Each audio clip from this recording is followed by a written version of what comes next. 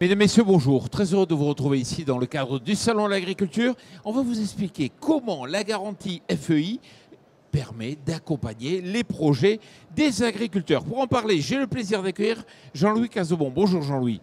Bonjour. Vous êtes vice-président de la région Occitanie. À vos côtés, Ambroise Fayolle. Bonjour Ambroise. Bonjour. Vous nous faites le plaisir d'être là. Vous êtes vice-président de la Banque européenne d'investissement et il va falloir nous expliquer de quoi il s'agit.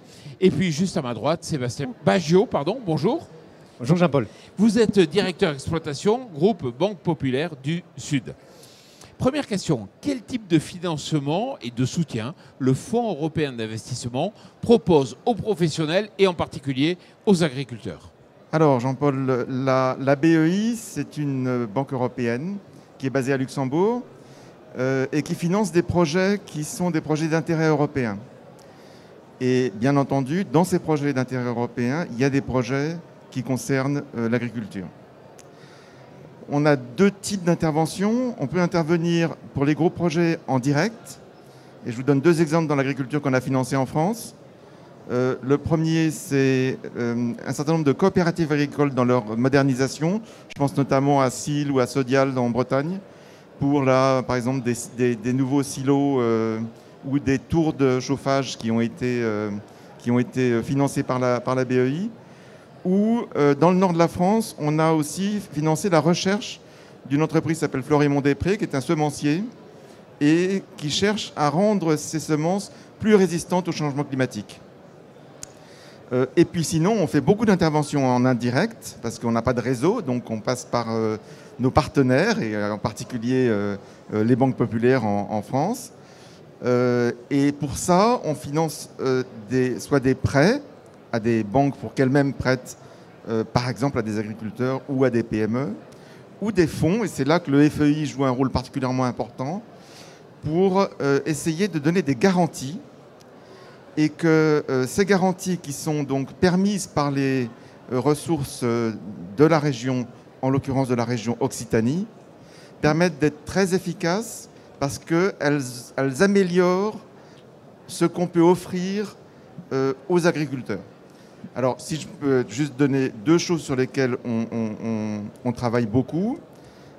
Par exemple, il y a un effet de levier qui est très important. 1 euro de garantie qui est permis par les ressources d'Occitanie permet d'avoir à peu près 10 euros de prêt à des agriculteurs.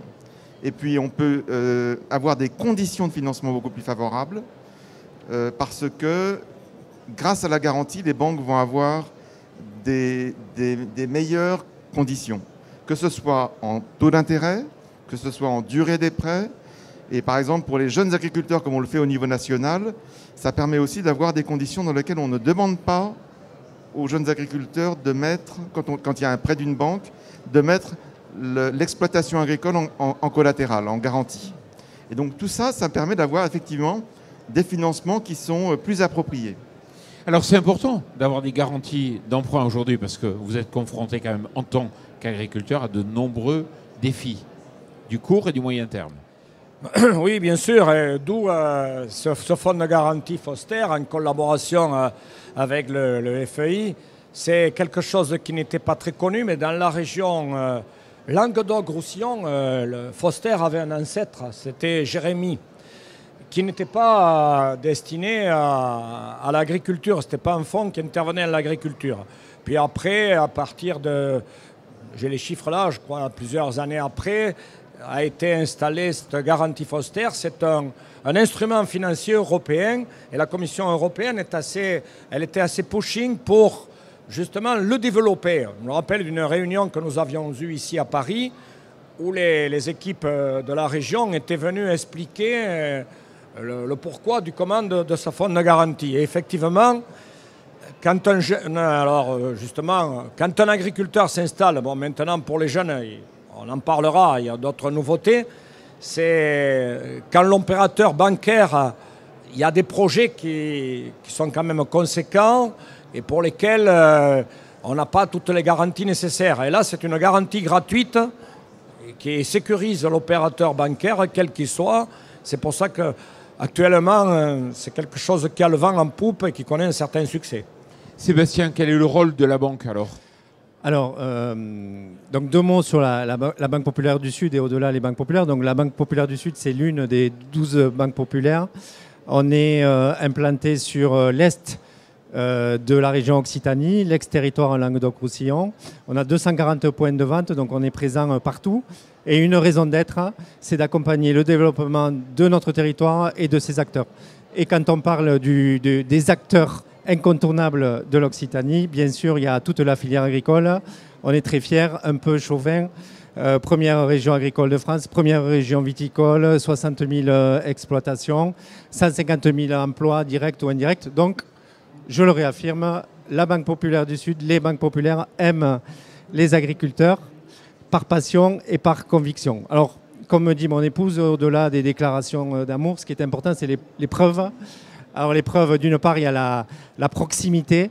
La proximité, elle est essentielle pour nous. Proximité géographique, mais surtout proximité relationnelle. On a un réseau de 15 experts répartis sur l'ensemble des départements et qui accompagnent en intimité relationnelle chaque agriculteur, et c'est aussi ce qui fait la différence.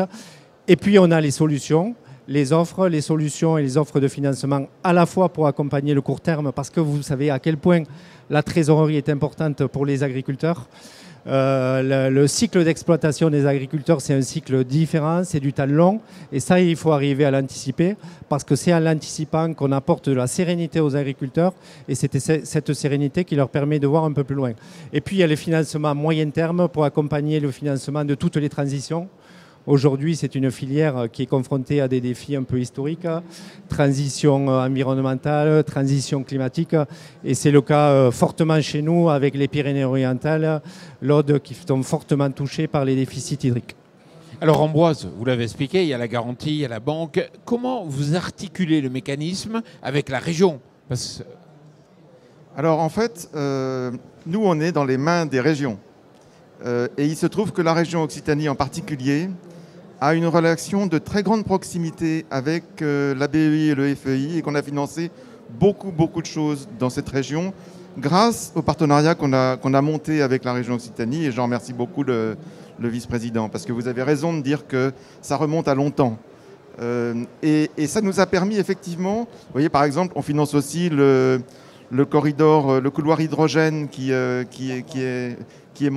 fait pour les gros camions dans l'est de la région. Donc on finance beaucoup de projets en Occitanie, et je pense que l'intérêt, c'est que cette garantie permet à la fois d'améliorer les conditions dans lesquelles les agriculteurs peuvent bénéficier de prêts qui sont nécessaires pour leur diversification, pour adapter leur exploitation, pour s'installer.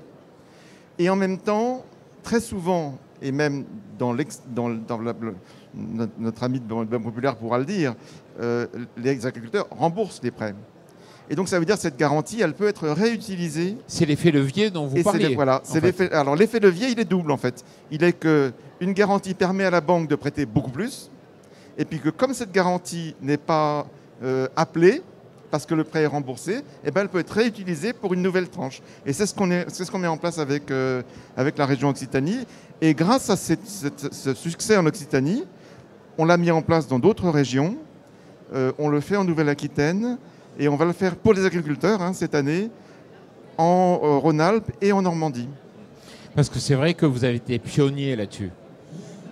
Oui, alors les résultats se font sentir. Je regardais les chiffres là, il y a presque 1100 exploitations qui ont bénéficié de cette garantie. C'est 238 millions d'investissements. Donc c'est quelque chose qui pèse, comme le disait l'interlocuteur Sébastien précédent. Justement, à ce niveau-là, dans la région, c'est 150 et quelques mille emplois, 22 milliards de chiffre d'affaires avec l'agroalimentaire. Voilà. Mais par contre, il y a des challenges à relever, notamment celui de l'installation. 50% des exploitants vont quitter le métier dans les 10 ans qui viennent.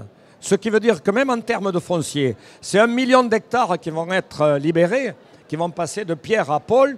Et c'est souvent du faire-valoir direct. À un moment donné, il va falloir payer ce foncier, acheter.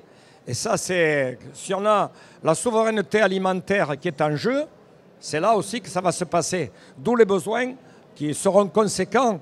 Ça dépasse l'agriculture, c'est est-ce qu'on sera capable de nourrir notre pays et là, notre région. C'est comme ça que. Et l'actualité n'est pas positive justement là-dessus. Ça veut dire qu'il faut vraiment s'en préoccuper et avoir la capacité de permettre ce transfert. Quels sont les avantages pour les agriculteurs ? Alors, les avantages pour les agriculteurs, ils sont nombreux sur le dispositif donc FEI qui s'est associé avec la région Occitanie. Et j'en profite pour vous remercier parce qu'on a en main, avec l'enveloppe Foster, un dispositif extrêmement précieux à destination des agriculteurs et qui fonctionne. C'est un dispositif vertueux et la preuve par les chiffres, on a débloqué une enveloppe de 70 millions d'euros qui a été intégralement financée sur le territoire Banque Populaire du Sud. Donc merci à vous, merci pour les agriculteurs qui en ont bénéficié. C'est un effet de levier, vous l'avez souligné, qui a permis en plus de renforcer les trésoreries et de financer des investissements. Alors l'intérêt pour les agriculteurs, c'est ce qu'on a dit, c'est très simple. Déjà un dispositif qui est simple dans sa compréhension et c'est important pour les agriculteurs. On a un dispositif qui permet d'alléger la garantie puisque le Fonds européen d'investissement se porte garant en hauteur de 80%. Donc ça limite la garantie de l'agriculteur au maximum à 20%.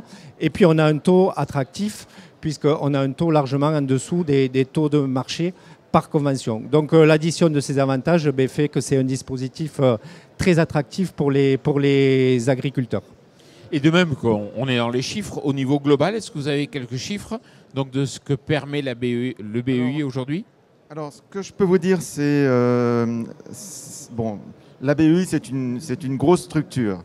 On fait à peu près 80 milliards d'euros de prêts par an dans toute l'Europe. Hein. Mais en termes du FEI, on a fait l'année dernière une vingtaine d'opérations garanties pour 1,4 milliard d'euros en France, hein, et qui ont permis d'avoir 14 milliards d'euros d'investissements mobilisés. Donc tout ne va pas à l'agriculture, bien sûr, mais l'agriculture est une des priorités qu'on a fixées pour nos opérations en France.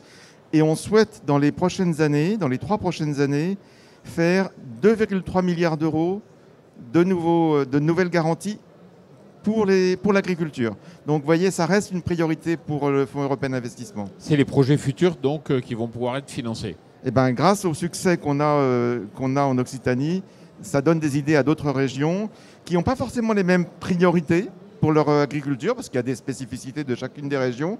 Il y en a certaines des priorités qui sont communes. Et la flexibilité est permise par l'outil de garantie qu'on met en place grâce aux ressources de la région. Alors, on arrive au terme de cette émission, mais peut-être, Jean-Louis, juste un exemple d'un projet qui a pu être réalisé. Est-ce que vous avez en tête comme ça ? Des exemples, il y en a plusieurs, mais au-delà quand on disait tout à l'heure, en termes d'emploi, moi je vois que ces investissements-là, ils ont consolidé 4000 emplois dans ces exploitations. Hein. Ah oui. Et ça, c'est important. D'où la collaboration avec le FEI, qui est, au-delà de la gestion, il y a un calibrage et une stratégie qui se met en place. Alors, j'ai quelques exemples là. J'en ai d'autres en tête, hein, mais là, je vois... Il y a l'installation de jeunes agriculteurs avec une thématique d'agroécologie. C'est un jeune qui s'est installé, il a créé une cave particulière en vin nature, sans sulfite, un prêt de 111 000 euros, 46 000 de garantie. Je rappelle que cette garantie, elle est revolving. Quand elle arrive à terme, elle est pas... Il y aura sans doute, comme partout, un peu de casse. Mais globalement, elle resserre à nouveau ces fonds-là, les premiers investissements qui vont arriver à échéance, vont servir, ces fonds, ils vont servir à d'autres. Puis j'en ai un autre, là, c'est en Lozère, c'est la création d'un atelier de transformation sur une production bovin-lait. Là, c'est des yaourts, crème dessert, beurre et fromage, dans un secteur très rural, puisque c'est dans la Lozère profonde. Voilà. Jean-Luc Cazobon, merci beaucoup. Ambroise Fayol, merci beaucoup d'être venu ici sur ce plateau. Et Sébastien Baggio, merci beaucoup. Et puis surtout, merci à vous.